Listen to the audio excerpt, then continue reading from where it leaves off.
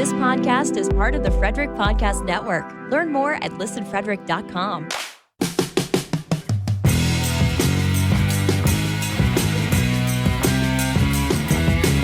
What's up, everybody? It's episode 121 of Beers in the Lot. Hey, if you're still looking for a Christmas gift idea for that Beers in the Lot fan in your life, well, we have a suggestion.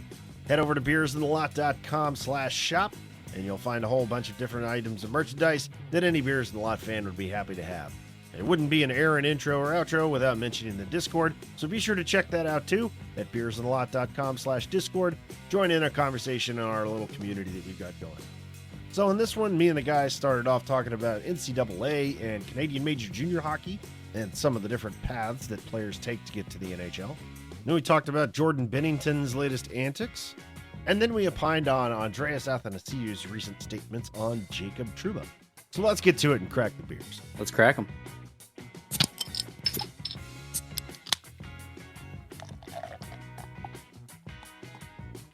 What are you drinking, Aaron? I have a Leinenkugel's Toasted Bach. I kind of associate this name with summer fruity beers, but this is all right. This is kind of colder weather kind of tasting beer. It's good. I like it. Nice. It's not bad. What you got, John? I got a Yellow Jacket again. Coors Banquet. What are you drinking, Riggs? So this beer is not from Cleveland, but I did bring it back from Ohio. It is Cincinnati made, or Cincy made, as the can says, from Rheingeist Brewery in Cincinnati. It is called Dad. Just Dad. Dad. It is Perfect dad beer. It is a happy holiday ale, a hoppy red ale is what it says. I'm not a red ale person, so I was I actually tried it when we got home. I'm not a red ale person, so this isn't my cup of tea, so to speak. But I've opened it. It will be drunk. Yes. Also confirm, big non-red ale guy. Yeah. The red ales tend to have like a copper taste. Like they taste like pennies to me, at least. Why are you looking at pennies? Well, I mean, you know, when you're a kid. How do you know what When you're a kid, right? I feel like if you're in a coal mine for like 12 hours a day, you love the taste of a red ale. But like, Yeah, it's thing. not, you know, I mean, this is a clean brew. Like there's nothing, like it doesn't taste funky or anything like that. It's just a red ale. So anyway, I don't like to have stuff on here that I'm going to say bad things about, so I'm not going to say bad things. we essentially just bagged on red ales for 2 minutes. So what you're saying is it sucks, but you're not going to say that. Well, it doesn't, like, there are beers that suck. This doesn't suck. It's just not my But you're thing. still drinking it. Yeah, I mean, Well, yeah. you know, Yeah. there's 4 more in the fridge, so. Yeah, I mean, if you put an IPA in my hand, I'm going to drink it. I'm just not going to like it. I'm going Right. to drink it. Right. Yeah, I usually drink the beers that I don't really like. I usually drink those after I have like 2 or 3. And Yeah. then I'm like, all right, I can just down this real quick. And, Yeah. you know. Whoops. Oh, Sorry. Cap scored. Yeah, I forgot to turn that off. See, I'll say this. So I'm the opposite. If I have stuff I got to clean out, I'll have it first. Cause I'm like, just get these out of the way. Let's get rid of these. Yeah, but then you don't get to enjoy the ones you like. But yeah, whatever. I'll enjoy them after I finish it. I have the whole top right half shelf in my beer fridge is stuff that people have left here that I'm never ever gonna open. oh Lord. So feel free when you're here. Anyway, I think we digress. Danny, what do you have? So from our friends Friends? at Flying Our- Dog, Our yes, friend. I have a Nuclear Smile Oh yeah. Oh, there you go. hazy double IPA, and I'm being festive, and I got my sweater koozie, Oh yeah. ugly Christmas sweater koozie. Nice. Yeah, Sick. What's the score in that Caps game, Riggs? 1-1. 1-1. Was it Ovi? No, it was Lars Eller. All right. Yeah. Ovi's Eller. how many away from 800 now? Well, it's 801. He needs a break. Yeah. Break out. He needs what's he at 801. now? I don't know. 794, 95. I didn't look today. Somewhere around there. I wait until the Washington Capitals do the social media blast when he does score. Right. Yeah. he gets to 802, then it's really like he's 92. Well, 92 away from tying Gretz. Yeah. There's three things happening, right? If he gets to 800, he'll be only the third player ever to score 800 goals, which on its own, okay. Yeah. Then 801 is tying Gordie Howe. 802 is passing Gordie Howe to take over the number 2 all-time spot. And then obviously the Gretzky record. So there's a lot of things there to watch, I guess. He just recently broke the Gretzky record for road goals. Yeah. Which that's another one that people thought would never ever get broken. I think that number was like 403 or something like that. It was like in the lower 400s. So, that's a lot of goals. That's a lot of goals. A little bit. And that means that he's scored more goals on the road than at home, huh? No. If he's had over 400 road goals, then maybe he can't have had not by 400 much. home goals. Not by much. Well, yeah, not by much, but means it's pretty even. Yeah, comparing Gretzky had nearly 100 more home goals than away goals. Right. It was just something it's interesting. Yeah. Yeah. It's Yeah, you'd pretty much have to be in the running for Gretzky's overall record to break that away goal record. 400 on the road. Like a lot of people don't score 100. Right. What do you mean Total. goals? How about time in the league? Yeah, that's what I mean. Making the league. And they put a stat up for like draft picks, like out of the first round. So now it's 32 picks in the first round. Out of a singular draft, only 16 of those players will play 100 games, and only like 8 of those 16 will make it to 200. So you're at 50% on the first round alone for them being an NHL player. That's what they use as the metric. 200 NHL or 100 NHL games, and then they say career NHLer 200. In the second round, I think it goes from like 50% in round 1, it goes down to like 32, and then like 3, 4, 5 have like a collective percentage of like 19%. Yeah. Wow. And it's like, so like, that's why like Patrick Hornquist is like such a anomaly, because he's like last guy in the league, or last guy from his entry draft selected, carved out a very good NHL career. A lot of people that get picked in that slot, they don't even, never they'll hear go to the some name. rookie development camps and some ECHL and AHL camps, and that's about it. Let alone play an NHL game or, Stanley Cup and all the other shit. Yeah. Pretty crazy. That's interesting though, that 100 games is considered an NHL player. Yeah, look at Shane Wright. He's not an NHL player. A season and change, yeah. Yeah, so you figure, your first year coming up, you might not play that many games or even dress that many games or whatever. And then, you get that first full year, however it goes. So right. It probably takes most players 3 seasons to get to that 100 game mark. Yeah. Right. Sure. Yeah. So even like the generational talents, like it was a weird thing to see guys like Sid, Novi, and Gino go straight. I mean, you kind of knew that they would, and same thing with like McDavid. You knew that they would start right away. They wouldn't go anywhere lower. But I mean, they're like the exceptions. I mean, if you are not a generational talent, then you're probably starting in the A your first season almost. Like, right. Unless you're in the CHL, unfortunately. Yeah, or you get sent back after you 10 games or whatever.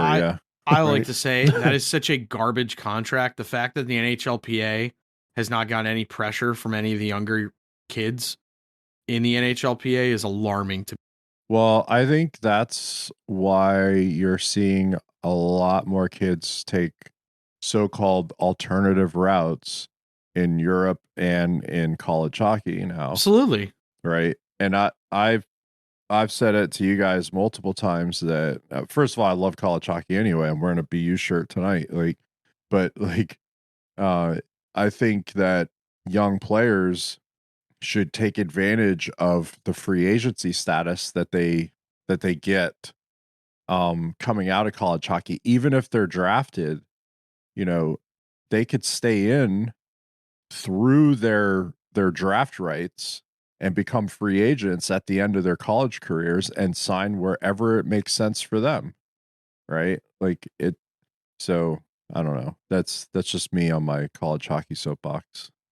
Well, I think too, like if you look at some of the kids that come out of NCAA and like subtract like Beniers and Owen Power, because they're like kind of like what we're talking about, like they're kind of like the cream of the crop. Let's just say that, But I think of a kid like Bordello for San Jose, or like even Rust because he went to Notre Dame, and then Jake Gensel went to, I think he went to Omaha. Come on, Pierre.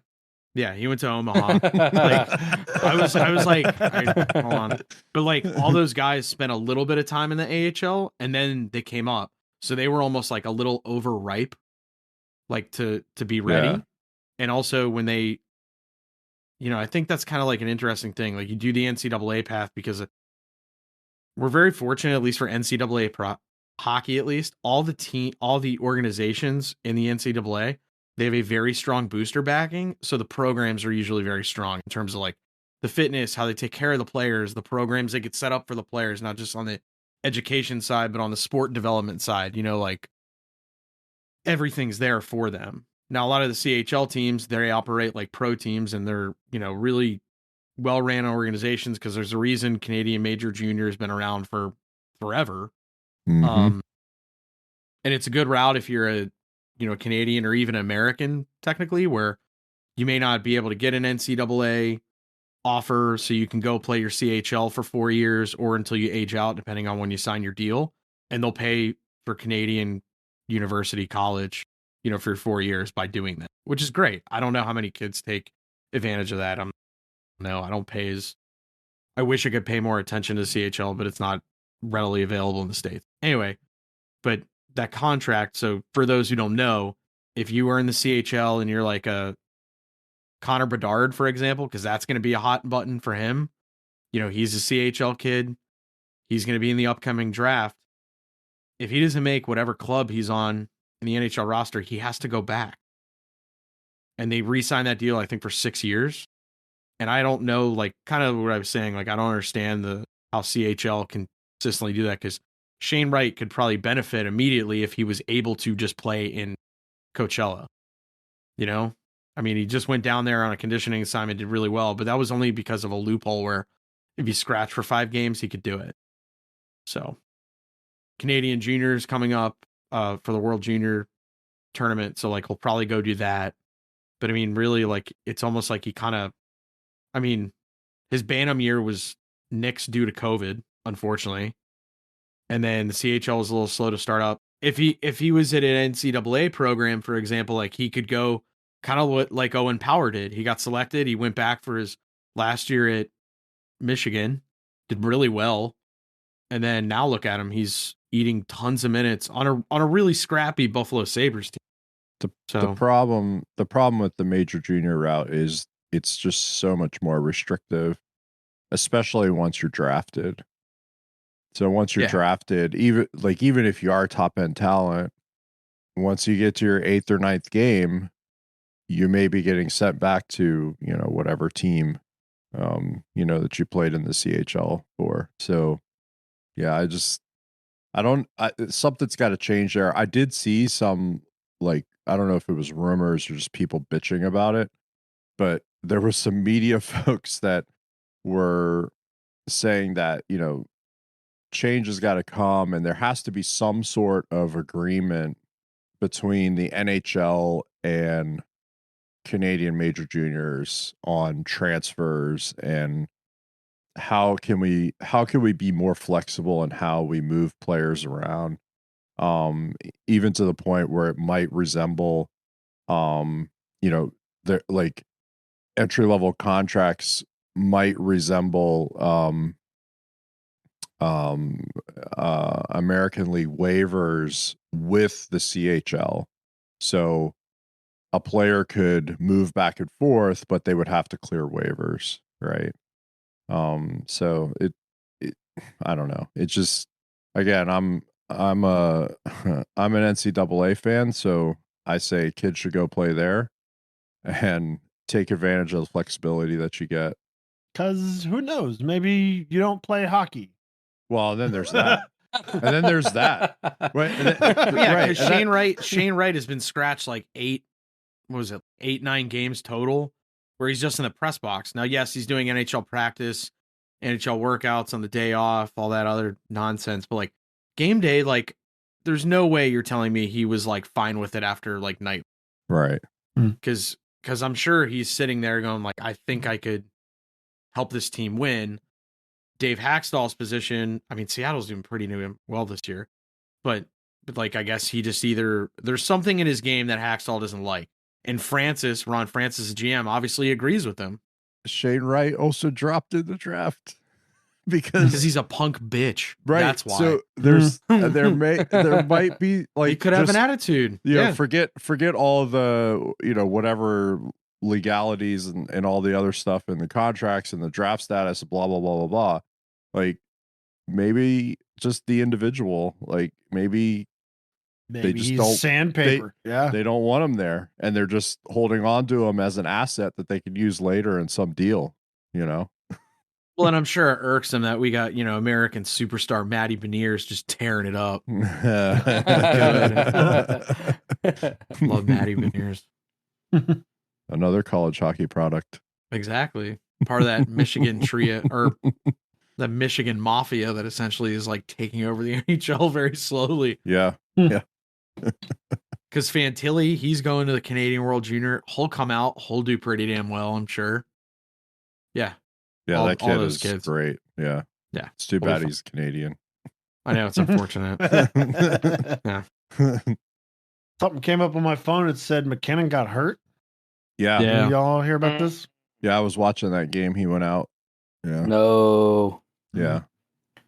So that sucks. You don't want to hear anybody get hurt, but especially not him, because I like watching him. Yeah, an exciting guy to watch. You want to see him on the ice. But also for Colorado, because they've had some other key guys out. So with Lando and others, but yeah. They'll be fine though. They just need to get in the dance. I think they're that team. They could turn into that Tampa-esque team where they just need to get in. Yeah, I think they're kind of teams.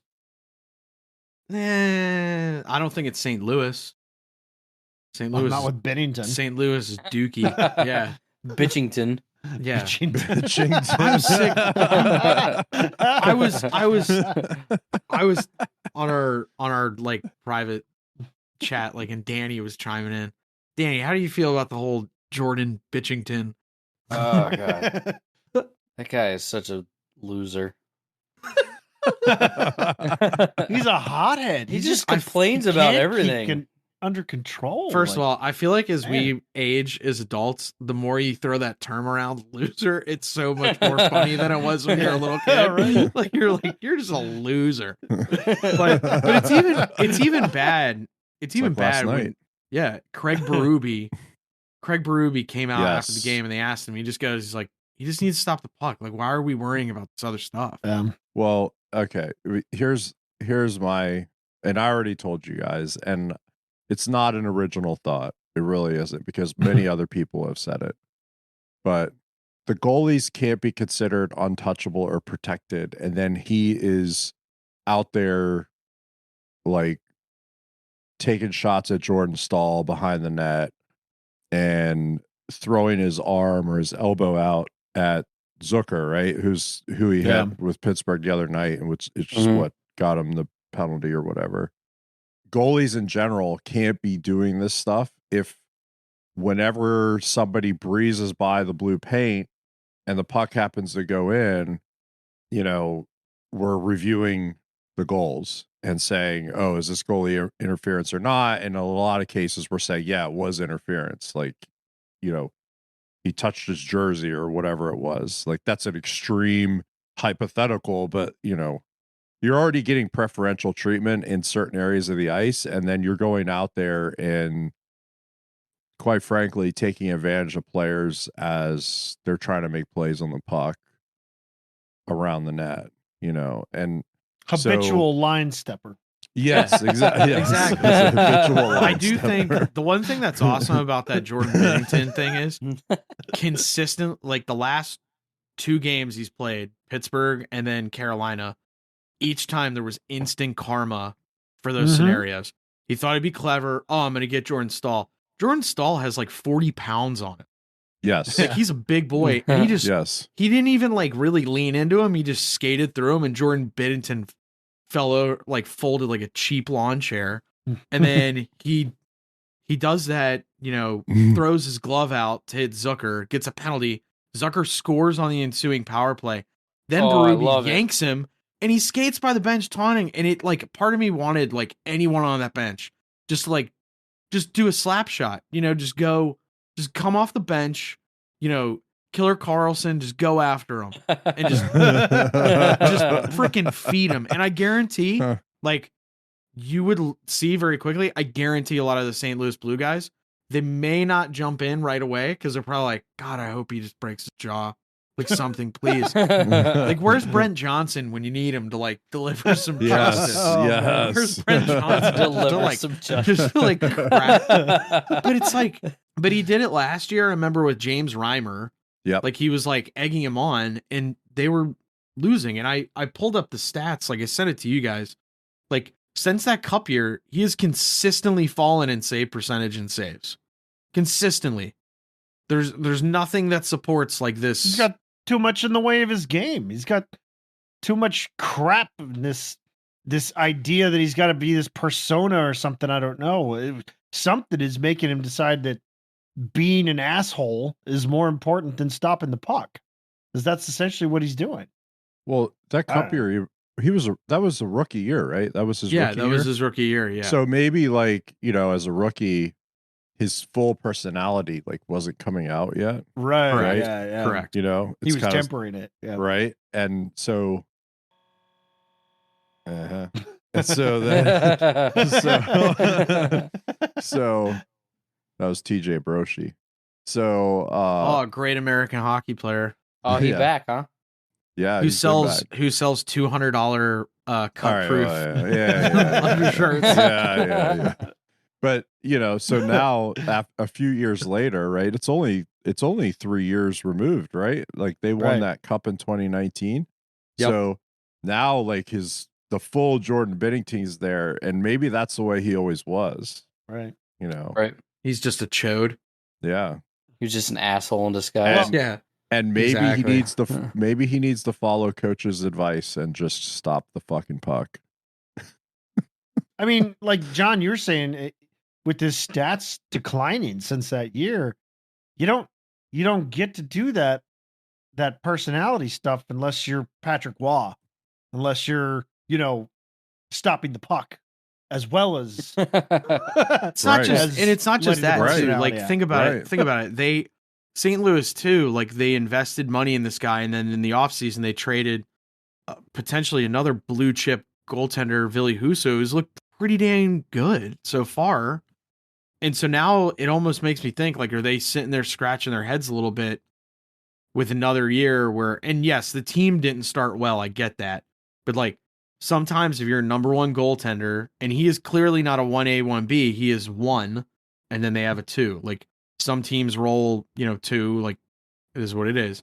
But like they need him to be the number one goaltender to bail them out.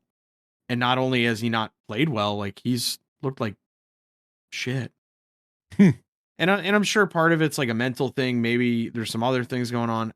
I don't know. But like I'm same with Riggs. Like if we had a goalie in our league that did stuff like that, it would not be long until somebody like goes like, dude, you do that one more time, like we're shooting pucks at your neck. Like Like I don't know, or get in his head mentally. I don't know. One Yeah, of the that would two. Like happen. I'm sure Something's gonna happen. Yeah, Definitely something would would happen. happen. Yeah. Yeah. Some. The more you fuck around, the more you're gonna find out. That's exactly what that is. Especially if you've previously fucked around and found out, and people have figured out how to continue to make you find out over and over again. That's right. Yes. Then... Yeah. And you can't figure out the simple strategy that's being employed against you. Yeah, exactly. And you're still mad after the game when said person who has employed the strategy against you comes and says, "Look, I was trying to get you to react." And you still react after that. Like, this is getting suspiciously specific. Yeah.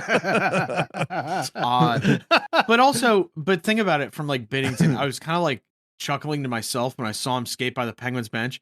Like, what do you think he was saying? Like, bet you can't score another 6 against me, motherfuckers. Like, what was he saying? Like, Sorry, I dropped an MFer. That was Hey, pretty hard. But skate behind my net again. Yeah, exactly. Like, and Zucker's on the bench, like, okay, sure. I mean, you're not he gonna just be did there. like a shrug. He just did the Jordan shrug. Yeah, the Jordan shrug. I don't know. Just like he was probably saying, "What do you want me to do? Like, what am I supposed to do? Not score? Like, Right. Who knows what was said there? But it probably the implication that I saw out of Zucker there was like, I'm still going to be on the ice in a minute or so. You're not." Right. Yeah. That's what I heard from that shrug that I looked Right. Yeah. Enjoy your shower. Mm-hmm. Enjoy your Grab your towel ball and cap. enjoy your towel and hot tea. He's not Brees Goloff. Maybe he needs a talking to from Brees Goloff. Why you have to be mad? Yeah, why you have to be Solely game. Easy breezy. Aaron, we're gonna play a game. You ready? What are we gonna play? I'm gonna read a quote from an NHL player. I Word want you to association? guess. Yeah, I want you to guess who it's about. You ready? All right, I'm ready. The guy is known for hitting high and not really worrying about the puck out there and almost trying to hurt people. That's his game. That's what he does. He's an $8 million man with 0 goals. So he has to figure out how to do something when making that much if he can't help the team. I guess you try to hurt guys on the other team. That was a article in the, I believe, Chicago Tribune written by Ben Pope. Oh, and I'm supposed to guess who said this? Who said this? Isn't that Athanasiou? That's right. Yeah? Yes. From Detroit, right? No, Chicago, sir. Oh, Chicago. He hasn't was been on in Detroit in a while. When did he got move there? traded? He got traded like 2 years ago at deadline years, right? from Detroit to LA. Then in the offseason, Chi-Town. I just Gotcha. returned from my travels to get a beer. Are you talking about that fucking piece of shit, Trouba?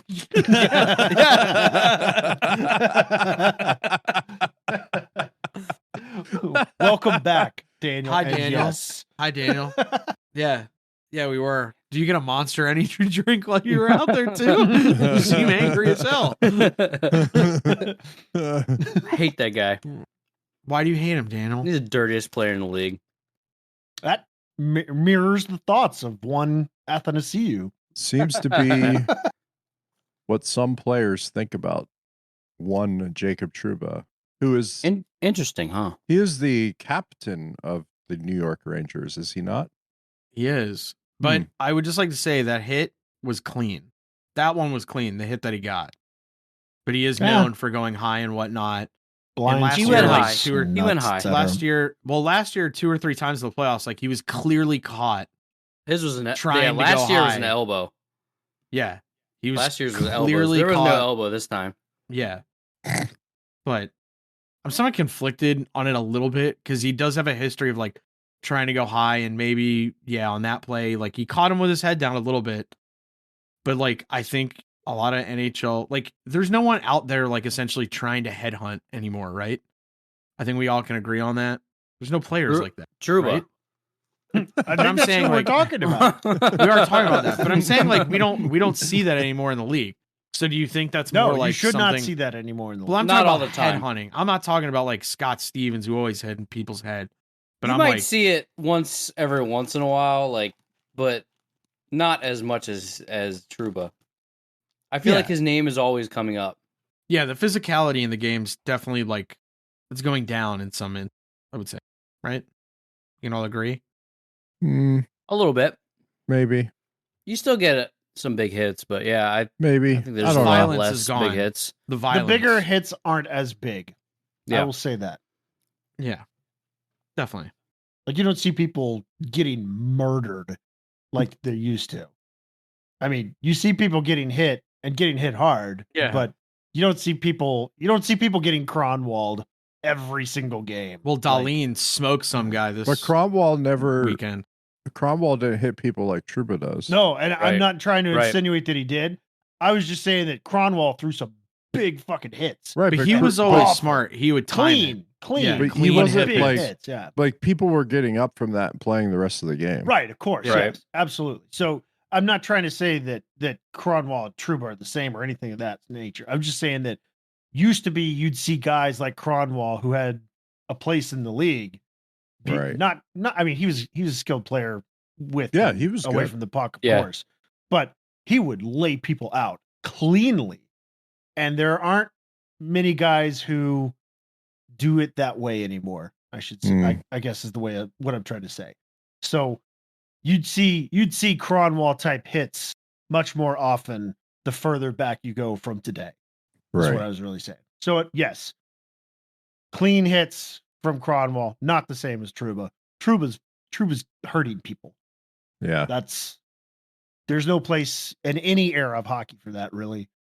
Well, arguably you go far enough back, there might be, but Yeah, there's been some pretty heinous instances. Yeah. but Literally Hyenas. Literally every decade has one, unfortunately. yeah, true.